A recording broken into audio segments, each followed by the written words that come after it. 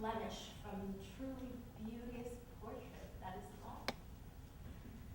My only regret is that in the process of eliminating this blemish, this undesirable, suffering was incurred. Yes, now I realize I should have used a gun, or poison, or anything but a cudgel to kill him. But I implore you to understand, I did not kill him in hatred. I did not loathe or detest him, no. On the contrary, I was his only friend. I did what I had to do, what I sincerely believed was the most compassionate, merciful thing to do. Why doesn't he understand that? As I recollect it was a cold winter evening. I had partaken of my dinner and was leisurely perambulating through the village square, walking as an excellent purgative, when I first saw him. He was sitting on the sidewalk, reclining against the wall of the building and shivering in the cold. He was begging alms from passers-by. The instant I cast my eyes upon his distorted configuration, I shuddered uncontrollably in horror. So gruesomely deformed was he that his mere appearance would incite the strongest men to retch.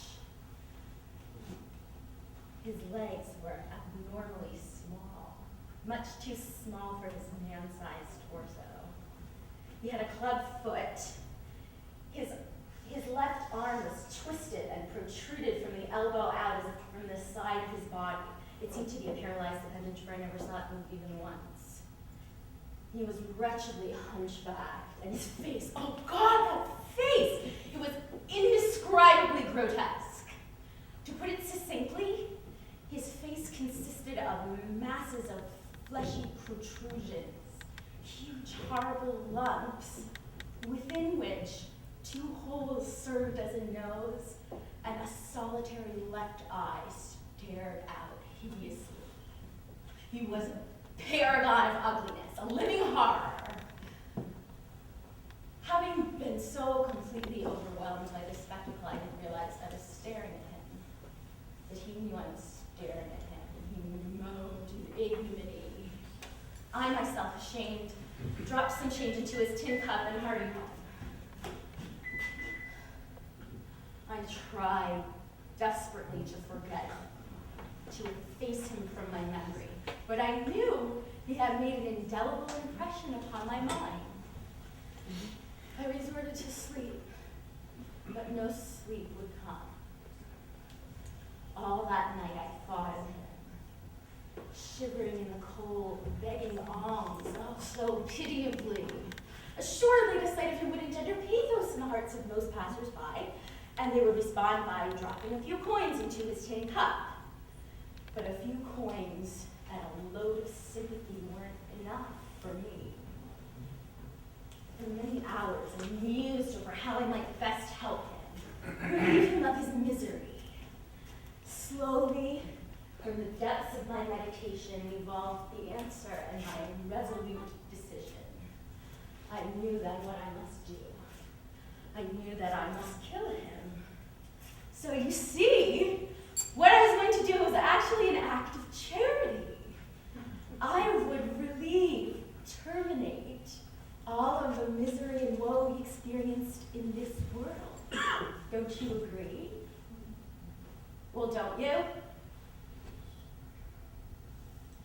I spent an entire week planning how I would do it. There must be no prolonged suffering, no needless pain, I decided. My modus operandi must be quick and efficient. I regret to say, however, that when I chose a short, thick club as my instrument of execution, I miscalculated its efficacy in the hands of an amateur such as myself. For an entire week, every night, I purposely passed the corner where he sat soliciting. Faithfully, I would drop a generous sum of money into his cup and smile encouragingly, endeavoring to win his confidence. Then he would just stare at me with that one black eye, just stare and evaluate. Having he inquired among the neighborhood residents, I discovered that no one knew very much about him. All agreed that his sole means of subsistence was mendicancy, but no one knew if he had any relatives or if he even had a friend. He was a true misfit. This was very propitious for me, however, for my fears of ensuing complications from his family and friends over his disappearance were greatly alleviated.